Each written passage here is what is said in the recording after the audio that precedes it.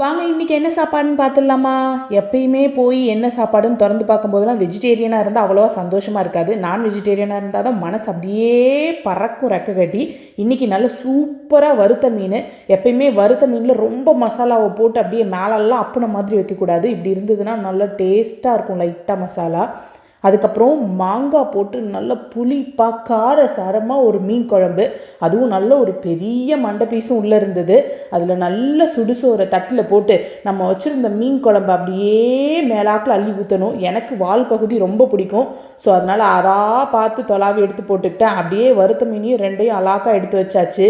அப்படியே மீனெல்லாம் ஓரமாக வச்சு மாங்காவையும் ஓர கட்டிட்டு அப்படியே சுடுசோரில் நல்லா மீன் குழம்பை ஊற்றி குழப்பி அப்படியே வறுத்த மீனையும் துண்டை உள்ளே வச்சு சாப்பிட்டா ஆகா என்ன அமிர்தம், இதுதான் வாழ்க்கைங்கிற மாதிரி இருக்குது. உங்களுக்கும் வீடியோ பிடிச்சிருந்ததுன்னா மறக்காமல் கமெண்ட்ஸில் சொல்லுங்கள். வாங்க இன்றைக்கி என்ன சாப்பாடுன்னு பார்த்துடலாமா? எப்பயுமே